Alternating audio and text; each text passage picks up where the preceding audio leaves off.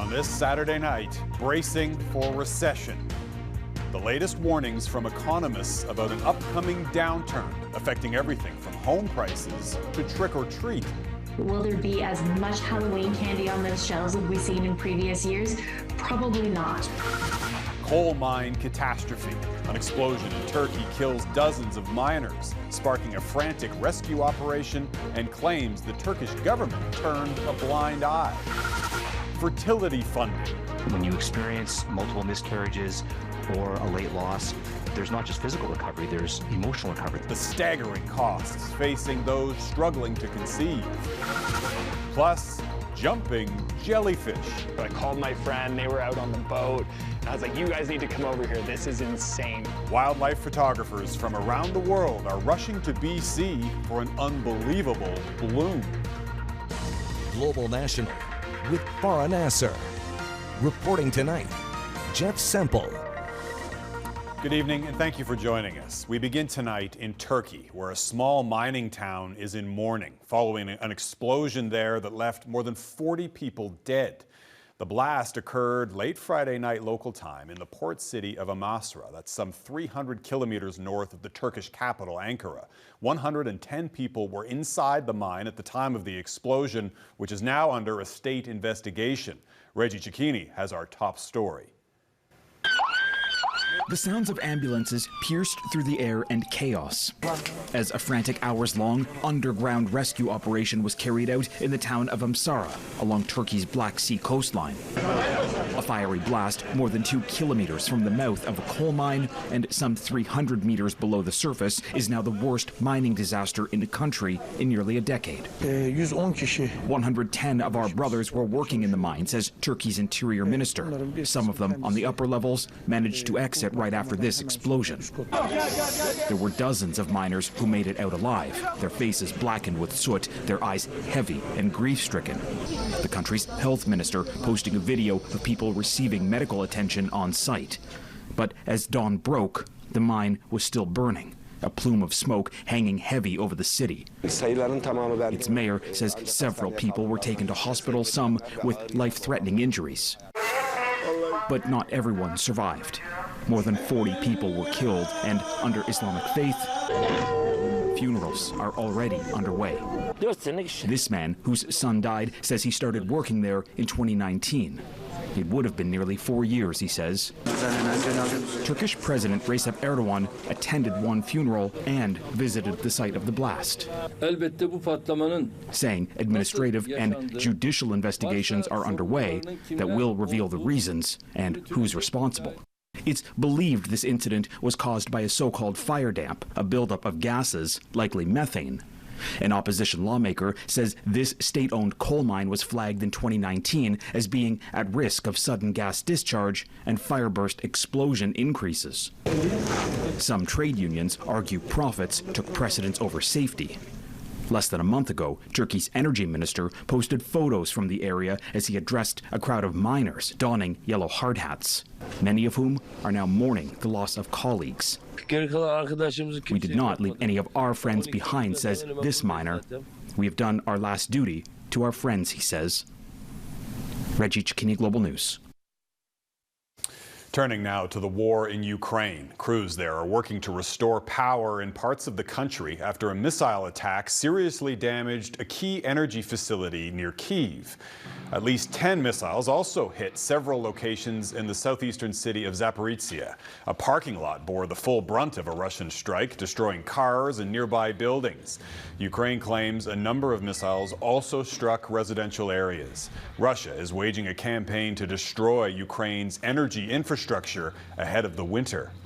Those air assaults are part of what is believed to be the largest coordinated missile raid since Russia invaded Ukraine back in February. Retaliation for last weekend's bridge attack in Russian-annexed Crimea. NATO is now responding by promising more military aid to Ukraine and offering fresh warnings for Russian President Vladimir Putin. Our Ottawa Bureau Chief, Mercedes Stevenson, has been speaking with one former NATO ambassador about these fast-moving developments. Mercedes. Jeff, on top of the very real battles on the ground, the war of words between Russia and the West has entered a new and jarring phase in recent days. Russia warned the West that admitting Ukraine to NATO would cause a third world war. A defiant Volodymyr Zelensky signed fast-track papers to apply for NATO membership in September. But that dream is likely years from being realized, since all NATO members would have to agree to Ukraine joining. While immediate NATO membership is not in the cards, the traditionally soft-spoken European Union has been stepping up its verbal rebukes of the Russian Federation, saying the West would annihilate Russia's army if Putin goes nuclear in Ukraine. Concerns that Russia could launch a tactical nuclear strike have been rising, with U.S. President Joe Biden saying the risk of nuclear Armageddon is closer than at any time since the Cuban Missile Crisis. I spoke about this with former U.S. Ambassador to NATO, Kurt Volker, who said the West can't ignore Putin's threats, but thinks the risk is likely mitigated by Putin's own generals, who have heard the West's warning loud and clear. And I think it's questionable whether even if they were given the order, they would decide to deploy a tactical nuclear weapon because they know the consequences on themselves. And if they know that, then Putin probably knows that too and might be cautious about giving an order that's not followed. Volker said individual NATO countries like the United States and UK have been digging deep to help Ukraine defend itself. But NATO as an organization has deliberately held back, not wanting to risk feeding into the perception that the alliance is at war with Russia. But NATO countries could be doing more, Volker says. One critical missing piece, longer-range munitions that would allow the Ukrainian army to target key Russian positions in Crimea, something Western countries have been holding back from providing so far. Ukraine has been winning on the battlefield in recent weeks, retaking significant swaths of its territory and putting Putin and his army on the back foot, raising the prospect for Putin of trouble at home. They have tremendous economic problems now because of the global sanctions that have been put in place. They don't have the equipment, they don't have the spare parts, even to give to the soldiers that they're mobilizing. So this is just getting worse and worse. And the more he tries to keep going, the worse it is for Russia. But Putin has made it clear that he intends to fight till the end. And with no end of the war in sight, Ukrainians are bracing for a long, difficult winter. Jeff? Mercedes Stevenson in Ottawa. Thanks, Mercedes. And you can watch the full interview with Kurt Volker on the West Block. That's tomorrow morning, right here on Global. Government officials have confirmed to Global News tonight that the Canadian military has helped to deliver the first batch of armored vehicles to Haiti. This video posted online shows a Canadian military aircraft on the tarmac in Port-au-Prince. Ottawa says 6 vehicles were successfully delivered today in partnership with the U.S. Earlier this week, Canada's ambassador to the United States called on both the U.S. and Canada to provide security assistance to the country, which is struggling to deal with armed gangs that have blocked access to fuel. Turning to news closer to home now, and growing fears of an imminent recession. Canadians are already struggling to cope with soaring inflation and rising interest rates. And many economists are predicting a mild recession will begin in the first quarter of 2023. Sarah Offin reports on the consequences for Canadian consumers. The prospect of new Nikes is drawing spend-ready crowds to shoe stores. So they used to be ones like $61.70, now they're $210. I agreed to buy them today to then trade in another pair because, yeah, money is tight in today. Yeah. Recession fears may not be top of mind here, but they are a concern among economists who warn a slowdown could be coming for 2023.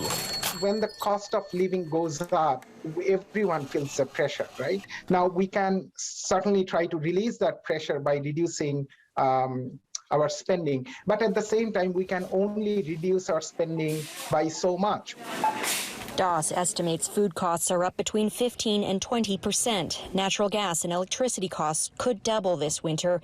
And with many mortgage rates coming up for renewal, the reality of higher interest rates is expected to weigh heavily. I've never seen the same confluence of factors that I see now that really push towards, I think, a significant recession, a significant pullback. Insolvency rates are seeing a sharp rise by as much as 33% in some provinces, according to one debt counselor. People are finally feeling feeling the pain of the pandemic, the 2 or 3 years of, extra government support and creditors taking a back seat, even Canada Revenue Agency backing off on their aggressive collection activities. All that has really come to an end. And as Canadians move into the holiday season, the question is whether warnings over a contracting economy will be met with tighter wallets. Eventually, it will be okay, but it's just hard to say when it will be okay. And until then, unfortunately, we will have to go through this strugglesome period. Definitely budgeting, definitely worried about rent and groceries and everything going up, right? So it's definitely always in the back of our minds, but somehow we're still here buying shoes. Sarah Offin, Global News, Calgary. And that rising inflation and supply chain challenges are also haunting trick-or-treaters. Halloween is just around the corner, and as Anne Gaviola explains, last-minute shoppers for candy and costumes could be left empty-handed. For the first time in a long time, some households are going all out for Halloween. Anything that is getting the kids extra enthusiastic right now is a gift after the last few years that they had. Crystal Westland's daughter Coco and others in the neighborhood have big plans. I'm really excited for Halloween, and Halloween is probably my favorite holiday. We're planning on doing some more cobwebs, and we're going to decorate our tree black and orange. Lots of spiders. According to the Retail Council of Canada, 86% of us are planning to spend as much or more on Halloween decor, candies and costumes this year as we did last year. And with inflation raging at multi-decade highs, many households are finding ways to do more with less. No, I'm not kidding. A surge in demand coupled with lingering supply chain snarls means selection may not be as great as pre-pandemic. Will there be as much Halloween candy on those shelves as we've seen in previous years? Probably not, because the manufacturing capacity isn't there right now. Shipping and transportation costs remain high, and labor shortages are everywhere. All the manufacturers are scrambling to ramp up their manufacturing processes to make the costumes. All of this drives up costs to consumers. Households that are already stretched financially may have to opt out of Halloween or cut back. Karen Claire-Koski is reusing decorations from years past. It just all depends on what I have in the cupboard, what I bought at yard sales, or what I picked up off the side of the road. It's not about the amount of candy, it's the greeting and the camaraderie and the whole feeling. Experts say creativity is key. Finding these different ways to make use of the resources that we already have at our disposal is going to be good for all of us. It helps to reduce overconsumption, it helps to reduce waste. You may find more tricks this year and less treats. Anne Gaviola, Global News, Toronto. Coming up, caught in the crackdown, an Iranian-Canadian filmmaker is targeted after criticizing Tehran's tactics.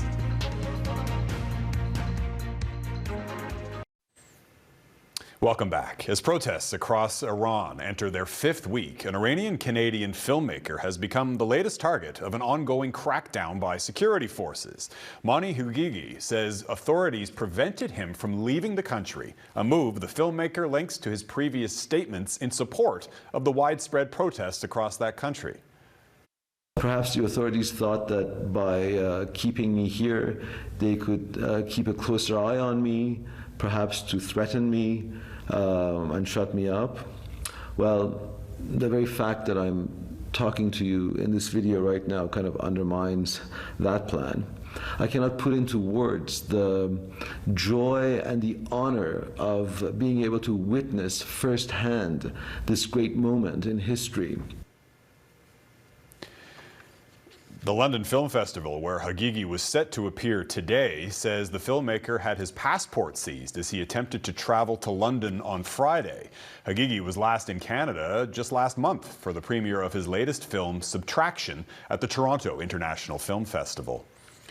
Even amid that brutal crackdown, nationwide protests are intensifying yet again, with activists taking aim at Iran's clerical leaders.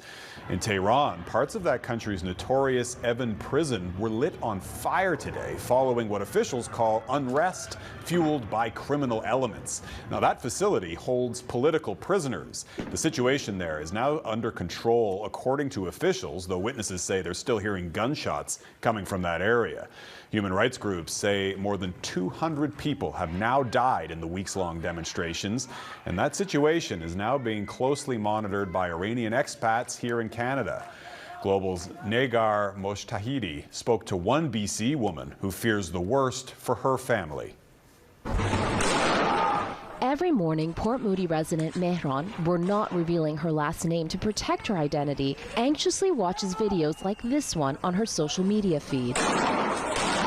Coming from her home city of Sanandaj in the Kurdish region of western Iran. And every day, Mehran wakes up with the same fear. Yes, I'm scared. Every single day I just wake up, I say, oh my gosh, I hope today we just go through it without hearing any bad news. Her home province of Kurdistan has been one of the hardest hit in crackdowns by the regime. Amnesty International reports that security forces are using firearms indiscriminately.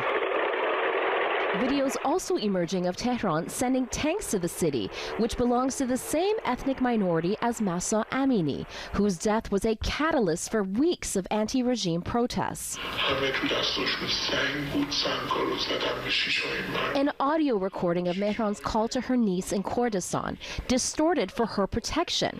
Her niece panning her cell phone camera to show her the violence live. I'm just watching it and witnessing it. Oh my gosh, what's going to happen right now there? Is it like my niece is going to be shot? And do you know what? They started to throw rock on all the windows and like in front of my eyes. I was just so horrifying. For Mehran, painful memories come rushing back of when she joined anti-regime protests in 1979 against the Islamic Republic. I was in exactly the same situation when I witnessed my friends killed, when I witnessed my sister lost her leg, when I witnessed my brother killed. We tattooed freedom in our arm. As for Mehran, it's freedom that keeps her spirit alive.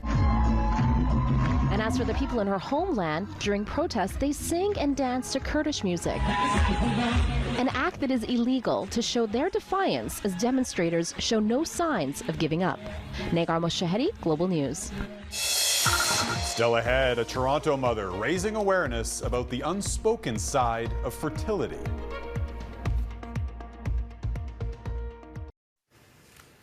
Today marks Pregnancy and Infant Loss Awareness Day. Karen Lieberman reports on renewed calls for greater supports for people struggling to grow their families. So when you saw that there was no heartbeat in the ultrasound, were you by yourself? Was it during COVID? Through her podcast called Day One and support network, Toronto mother Emily Getz dives into what she calls the unspoken side of fertility. I've gone through 3 rounds of IVF. Most recently in January of this year, we conceived naturally. Fortunately, at 8 weeks, we lost the heartbeat. During her own infertility journey, Getz has found comfort in building community and opening conversation about an experience that, while common, can feel isolating and lonely. Acknowledging that they are going through this is the best way to find support. 1 in 6 Canadian couples experiences infertility.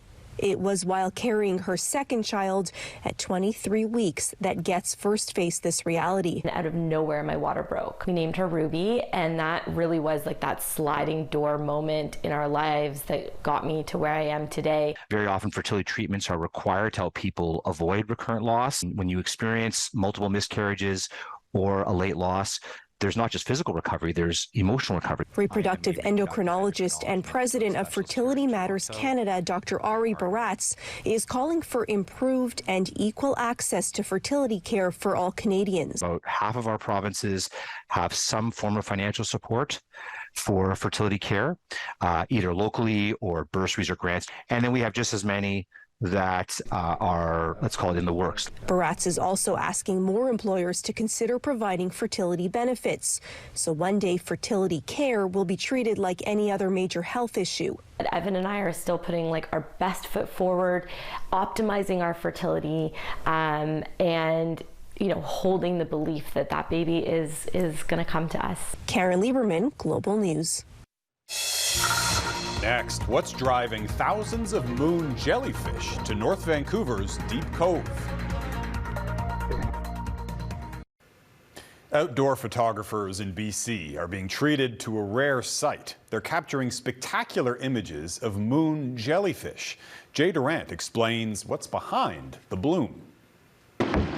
Not like coming all the way down here. Something special's happening in the water that has outdoor cinematographers racing to this dock just off Deep Cove.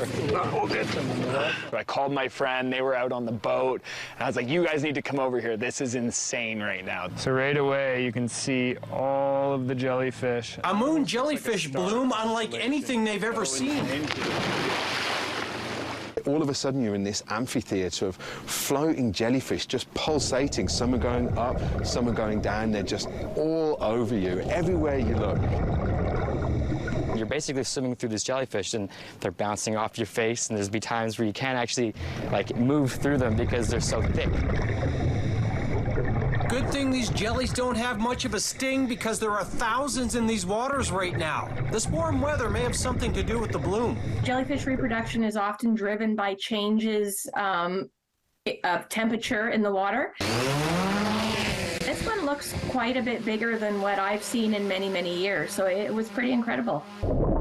These outdoor photographers have traveled all over the world capturing all kinds of incredible images. Such a rare opportunity to make a short drive for an experience they'll never forget. I've seen some cool things. I've swam with whales. I've skydived over the Blue Hole in Belize. But to have this in our backyard is just insane. This is why Vancouver, BC, Canada is such an absolute, paradise country, because you have all of this absolutely amazing wildlife so close to where people live. Jay Durant, Global News.